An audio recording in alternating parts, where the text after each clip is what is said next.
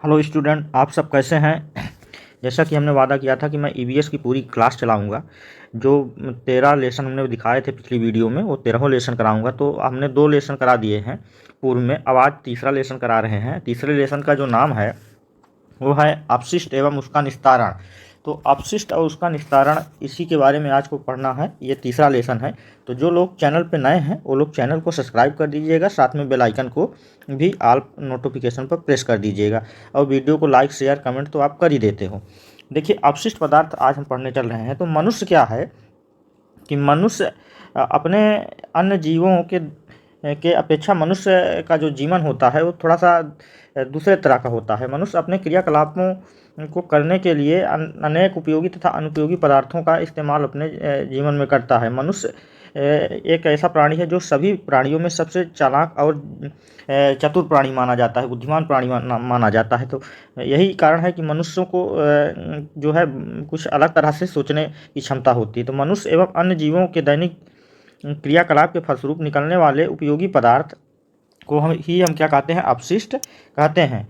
कहने का मतलब कि जो हम अपने दैनिक जीवन में जो भी चीज़ों या वस्तुओं का इस्तेमाल करते हैं, उनका जब उपयोग कर लेते हैं और वो बेकार हो जाती हैं तो हमारे लिए अनुपयोगी हो जाती हैं, वही क्या है, हमारे अवशिष्ट पदार्थ कहलाते हैं। हम जो दैनिक जीवन में रोज की मर्रा के जीवन में जिन चीज़ों का उपयोग करते हैं, वो उपयोग करने के बाद धीरे धीरे वो जब नष्ट हो जाते हैं, खराब हो जाते हैं, बेकार हो जाते हैं, सड़ गलने लगते हैं, तो उनको हम बाहर फेंक देते हैं, वही अपशिष्ट पदार्थ कहलाते हैं। फिर है कि इस प्रकार के अपशिष्ट पदार्थ वे वस्तुएं होती हैं जिनकी हमें क्या है, किसी प्रकार की कोई आवश्यकता नहीं होती, जिनको हम फेंक देते हैं। साधारण बोलचाल की भाषा में यदि हम कहें तो ये क्या है, ये एक प्रकार का कचरा है। जैसे कि हमारे घर, ऑफिस और कारखानों, अस्पतालों, यातायात के साधनों, खेत खलिहानों, परिवहन केंद्रों में इस तरह के अपशिष्ट आपको देखने को मिलते हैं और इस तरह के अपशिष्ट निकलते हैं। यदि हम अपशिष्ट पदार्थों में की बात करें तो अपशिष्ट पदार्थ जो है 3 प्रकार के होते हैं। वो कौन कौन से होते हैं? द्रव अपशिष्ट, ठोस अपशिष्ट, द्रव अपशिष्ट और गैस अपशिष्ट। ये 3 प्रकार के जो है अपशिष्ट पदार्थ होते हैं। ये 3 रूपों में पाए जाते हैं।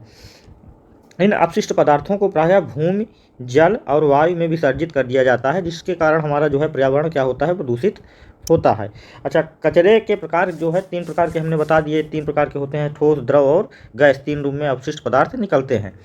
अब जब ठोस पदार्थ की बात करें तो जैसे सब्जी के छिलके एवं टूट-फूट बर्तन, कांच, प्लास्टिक एवं लोहे के अनुपयोगी सामान, घर एवं कारखानों से निकली राख, खेत खलिहानों से निकलने वाले विभिन्न फसलों के डंठल, भूसी आदि, ये क्या है, ठोस अपशिष्ट पदार्थ के उदाहरण होते हैं। अब ठोस अपशिष्ट पदार्थ भी 2 प्रकार के होते हैं। एक वे जो सड़ गल जाते हैं, जैसे फल एवं सब्जियों के छिलके, खराब भोजन, मनुष्य एवं जंतुओं के मल।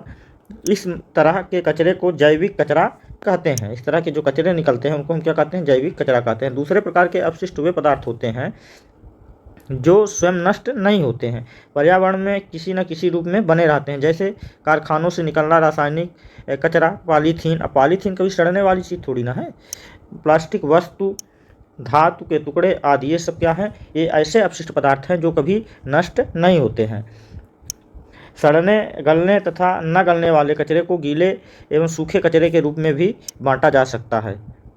साग सब्जियों एवं फलों का छिलका, जीवों का मल मूत्र, गीले कचरे के कुछ सामान, इसके सब उदाहरण हैं। जैसे आप देखेंगे कि जो कांच है, सिरेमैटिक है, प्लास्टिक एवं धातु के टुकड़े, पॉलीथीन, ये सब क्या है, सूखे कचरे के एक उदाहरण हैं।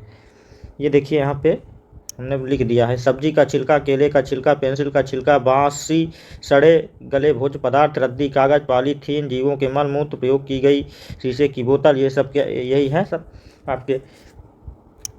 फिर उसके बाद है कि द्रव अपशिष्ट क्या है। तो द्रव अपशिष्ट में नालियों एवं सीवर का गंदा पानी, उर्वरक, चमड़ा शोधन, विद्युत उत्पादन केंद्रों से तथा उद्योगों से निकलने वाला गंदा और विषैला जल जो है वो क्या कहलाता है, द्रव अपशिष्ट कहलाता है।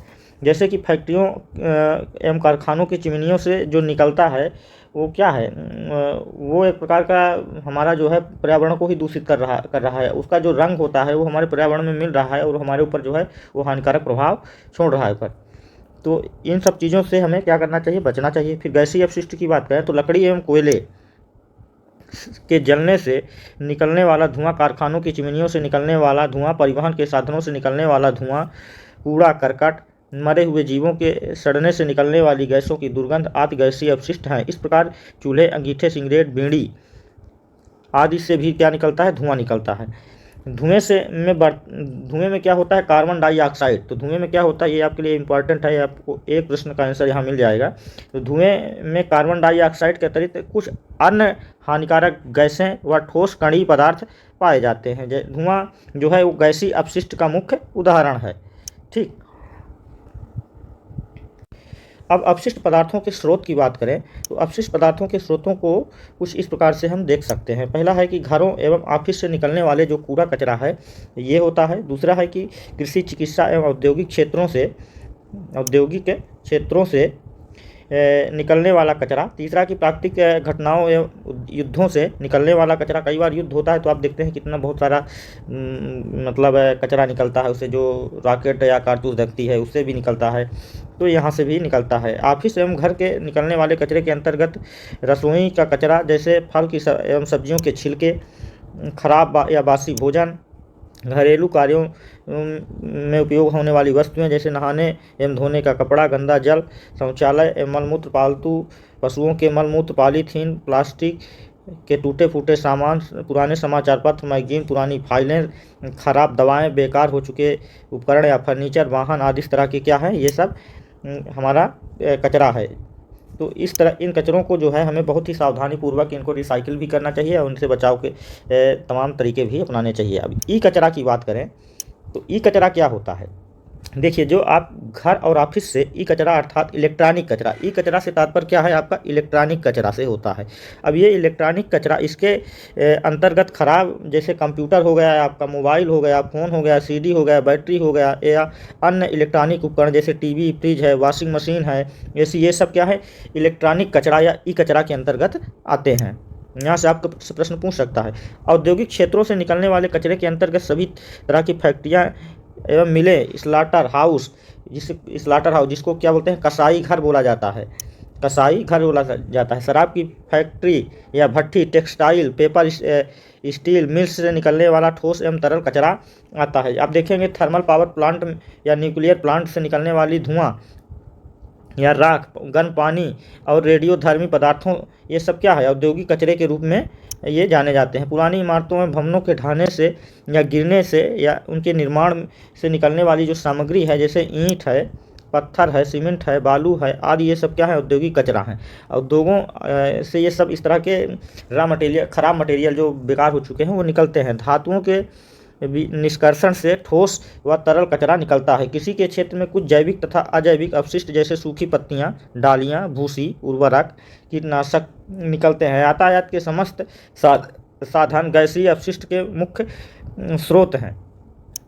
वाहनों से निकलने वाला धुआं गैसीय अपशिष्ट है जो वायु प्रदूषण का मुख्य कारण है। चिकित्सीय अपशिष्ट के क्या है, तो अस्पतालों से जो दवाइयों के रैपर निकलते हैं, पट्टी, बैंडेड, खराब दवाएं, उपचार में प्रयुक्त की गई सुई, सिरेंज, ये सब क्या है, चिकित्सीय अपशिष्ट पदार्थ कहलाते हैं।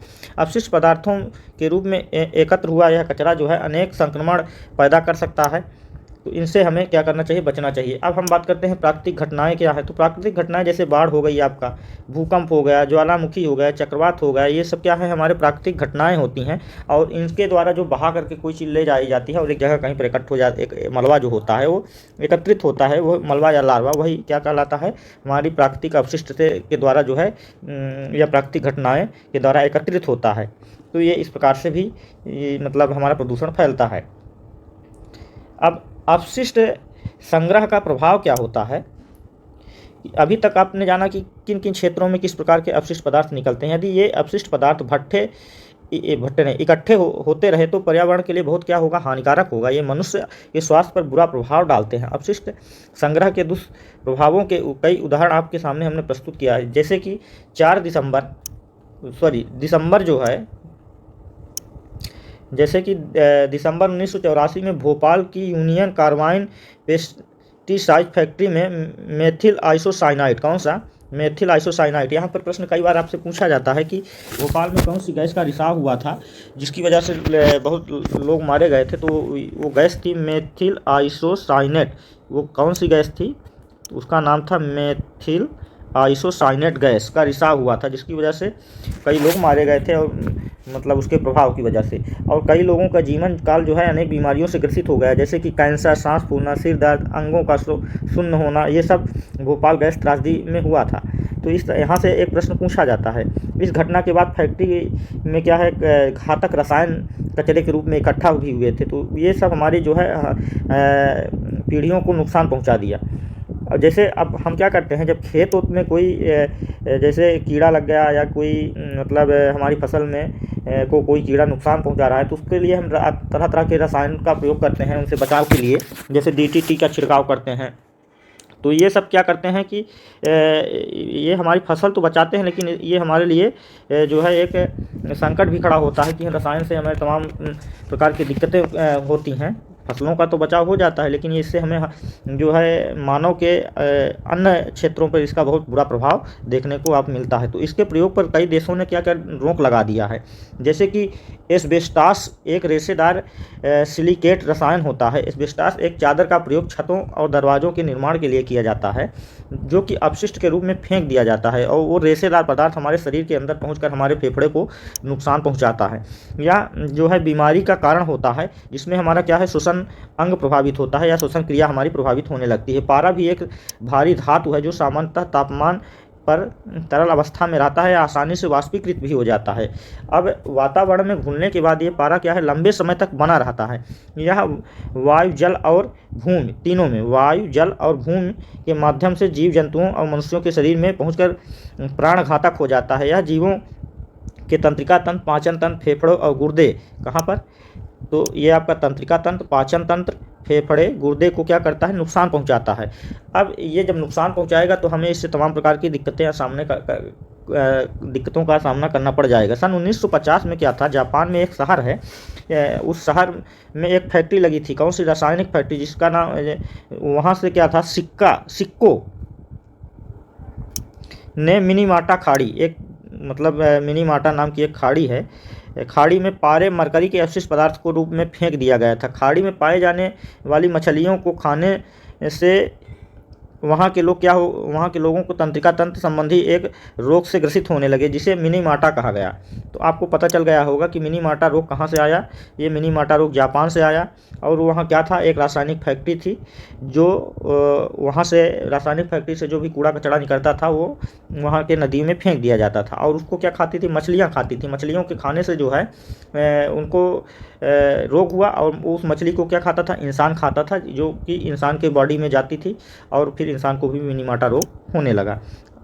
तो मिनीमाटा रोग की शुरुआत जापान से हुई। अब अपशिष्ट का निस्तारण करने के लिए हमको करना क्या चाहिए, तो तेज़ी से बढ़ती हुई जनसंख्या, बदलती जीवन शैली तथा प्रयोग करो और फेंको संस्कृति की आदत को हमें क्या करना के कारण अपशिष्ट दिन प्रतिदिन बढ़ते जा रहे हैं। गांव से लेकर नगरों तक बढ़ती मात्रा में प्रदूषण व गंदगी जैसी समस्याएं हो रही हैं। वर्तमान में गांव शहरों से निकलने वाले कूड़े कचरे का सही ढंग से निपटान न करने से समस्या बढ़ रही है। खुले में कचरों का ढेर लगाने से आसपास के क्षेत्रों में प्रदूषित होते हैं। पर्यावरण में बढ़ता हुआ यह प्रदूषण मानव एवं अन्य जीवधारियों के लिए क्या कर रहा है, खतरा पैदा कर रहा है, और इसी खतरे का प्रबंधन एवं निस्तारण के लिए हमें एक दूरदर्शी दृष्टि और दूरदर्शी सोच रखना चाहिए। और इसके लिए जो है हम 4 तरह के सुझाव हमें करना चाहिए। इसके लिए 4 तरह के सुझाव करना है। इसी 4 तरह के सुझाव को हम 4R के नाम से जानते हैं। तो हमको क्या करना चाहिए, देखिए यहाँ पे है फिगर के माध्यम से।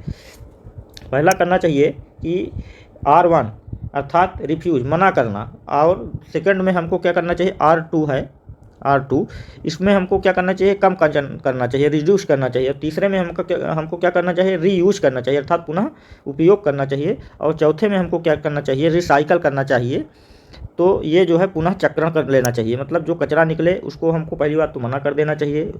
नहीं मना कर रहे हैं तो आप उसको कम कर दीजिए, नहीं कम कर पा रहे हैं तो उसका पुनः उपयोग कर लीजिए, और उसके बाद भी यह नहीं कर पा रहे हैं तो पुनः चक्रण कर लीजिए। तो इस तरह से हमको करना चाहिए। देखिए R1 में क्या होता है, मना कीजिए, पॉलीथीन एवं प्लास्टिक से बनी वस्तुओं का उपयोग न करने और दूसरों को इसको भी उपयोग करने के लिए मना करना चाहिए, रोक लगाना चाहिए। R2 में क्या होता है कि उपयोग कम, विभिन्न वस्तुओं का उपयोग अपनी आवश्यकता के अनुसार कम से कम करें, जिससे अपशिष्ट पदार्थ कम निकले।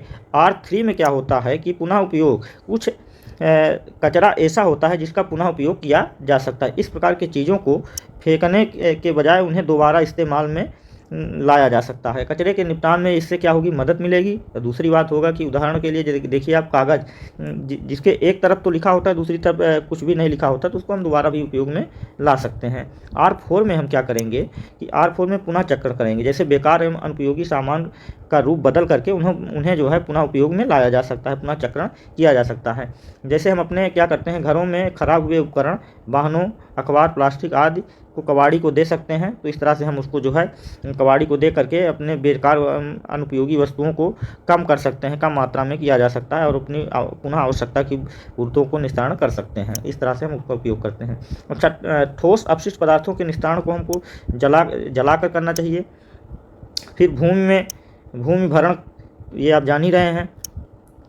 कंपोस्टिंग, ये भी आप जान रहे हैं कि इसको जो है कंपोस्ट या जैविक खाद, जैसे फलों सब्जियों के छिलके को, मलमूत्र, सूखी पत्तियां, इन सबको जो है खाद के रूप में इस्तेमाल कर लेना चाहिए। तो इसका कंपोस्टिंग कर लेना चाहिए, जो हमारे फसल के लिए काफ़ी लाभदायक होता है। द्रव अपशिष्ट पदार्थों के निस्तारण की बात कही गई, सीवेज ट्रीटमेंट की बात कही गई है। तो सीवेज ट्रीटमेंट बनाना चाहिए, STP बनाना चाहिए। STP का पूरा नाम होता है सीवेज ट्रीटमेंट प्लांट। इनका निर्माण करना चाहिए और सोपकिट गड्ढे का बना करके उचित निस्तारण करना चाहिए। तो इस तरह से हमको जो है इसका निस्तारण कर लेना चाहिए। गैसीय अपशिष्ट क्या होता है कि ईंट भट्ठों, उद्योगों की चिमनियों को ऊंचा करके उनमें धूम अवशेषक लगाकर गैसीय अपशिष्टों का निस्तारण किया जा सकता है। इसी तरह बायोगैस का उपयोग घरेलू ईंधन के रूप में करके, जैसे लकड़ी, कोयला आदि को भोजन पकाने के स्थान पर LPG, liquid petroleum gas, liquefied petroleum gas का इस्तेमाल करना चाहिए। तो इससे हम बच सकते हैं। अपशिष्ट निस्तारण है, सरकार के द्वारा सरकारी प्रयास क्या किए गए हैं। तो देखिए, हमारा जो सामुदायिक स्वास्थ्य बनाए गए हैं, इनके अपशिष्ट पदार्थों के उचित निस्तारण के लिए विभिन्न इकाइयां द्वारा विभिन्न प्रकार के कार्यक्रम एवं अभियान चलाए जा रहे हैं। इनके बारे में जानकारी रखने के लिए तथा अन्य योजनाओं का भरपूर लाभ उठाना चाहिए। जैसे ग्राम पंचायत स्तर पर क्या कहा गया है, ये इकाइयाँ दी गई हैं। ग्राम पंचायत स्तर पर ग्राम पंचायत को कुछ अधिकार दिए गए हैं, कुछ कार्य दिए गए हैं इन सबके निस्तारण के लिए, स्वच्छता और सार्वजनिक स्वच्छता अभियान के लिए। तो जल के निकास हेतु नालियों का निर्माण करना चाहिए तथा उनकी नियमित साफ सफाई भी करवानी चाहिए। दूसरी बात कही है, सार्वजनिक कूड़ा करकट घरों या गड्ढों के आसपास न हो, कुछ दूर पे बनाया जाए। कुआं तालाबों की नियमित साफ सफाई तथा ब्लीचिंग पाउडर ये सब का छिड़काव करना चाहिए। सार्वजनिक शौचालयों का निर्माण कराना चाहिए। पर्यावरणीय स्वच्छता के लिए जन जागरूकता अभियान चलाना। क्षेत्र पंचायत का जो कार्य है, तो नालियों का निर्माण एवं रखरखाव, ये सब लगभग वही बातें कही गई क्षेत्र पंचायत के लिए भी। जिला पंचायत के लिए भी वही बातें कही गई हैं कि गोबर गैस, बायोगैस, इन सब की स्थापना, ये सब जिला पंचायत साफ सफाई, तालाबों का निर्माण, सार्वजनिक व्यक्तिगत एवं शौचालय का निर्माण भी कराना चाहिए। तो प्रदूषण को इन सब के माध्यम से हम कम कर सकते हैं और इसके लिए हमें क्या करना चाहिए, मिला जुला प्रयास करना चाहिए और संतुलन बना के रखना चाहिए। अब ये लेसन में जितना था हमने आपको पूरा मोटा मोटा निचोड़ बता दिया। अब इसके जो अभ्यास प्रश्न है, वो अभ्यास प्रश्न आप यहाँ पर देख लीजिए। काम्य नंबर में दिया है अपशिष्ट किसे कहते हैं, ये फिर कुल टोटल इधर आपके जो अभ्यास प्रश्न है यहाँ स्क्रीन पर फ्लैश हो रहा है, आप देख लीजिए। इसका जो सही और गलत जो यहाँ से आपके प्रश्न बनेंगे, इसको मैं करवा दे रहा हूँ। तो देखिए, उद्योगों से विभिन्न प्रकार के अपशिष्ट पदार्थ निकलते हैं, ये बात पूरी तरह से सही है, इसमें सही का निशान लगा लीजिए। अपशिष्ट पदार्थों से हमारा पर्यावरण दूषित होता है, ये भी बात पूरी तरह से सही। अपशिष्ट पदार्थ ठोस, द्रव एवं गैस के रूप में होते हैं, ये भी बात सही है। अच्छा, घरेलू कूड़े कचरे का निस्तारण आज प्रदूषण की समस्या नहीं है, ये तो समस्या है, इसलिए ये प्रश्न, ये ऑप्शन जो है गलत होगा। ये समस्या है जो गलत। प्लास्टिक एवं पॉलीथीन आसानी से सड़ती है, ये बात गलत है। प्लास्टिक और पॉलीथीन आसानी से नहीं सड़ती है, तो ये यहाँ पे हो जाएगा। फिर आपका इधर मिलान करने के लिए दे रहा है। तो देखिए, गैसीय अपशिष्ट क्या है, धुआं है। कंपोस्ट खाद क्या है, तो कंपोस्ट खाद जो होता है फलों सब्जियों के ये सूखे छिलके हैं। बायोगैस क्या है, जैविक अपशिष्ट है। तो जल निकासी तंत्र में बाधा क्या है, तो ये हो जाएगा आपका पॉलीथीन। अपशिष्ट पदार्थों से पुनः उपयोग की सामान बनाना क्या कहलाता है, पुनः चक्रण कहलाता है। तो ये आपका जो है मिलान वाले प्रश्न हो गए। इधर प्रोजेक्ट का कार्य है, ये आपके लिए नहीं है। तो ये पूरा पार्ट में जो मूल सार था वो यही था कि आपको जो है पर्यावरण प्रदूषण के प्रति सचेत रहना होगा और इनके निस्तारण के लिए उचित कदम एवं प्रभावी कदम उठाने होंगे। ये लेसन का नाम ही था, अपशिष्ट एवं उसका निस्तारण। तो ये पूरा लेसन यहाँ पे ख़त्म हुआ। तो जो लोग चैनल पे नए हैं वो लोग चैनल को सब्सक्राइब कर दीजिएगा, वीडियो को लाइक, कमेंट, शेयर कर दीजिएगा और उम्मीद है आपको ये अच्छा लगा होगा। धन्यवाद।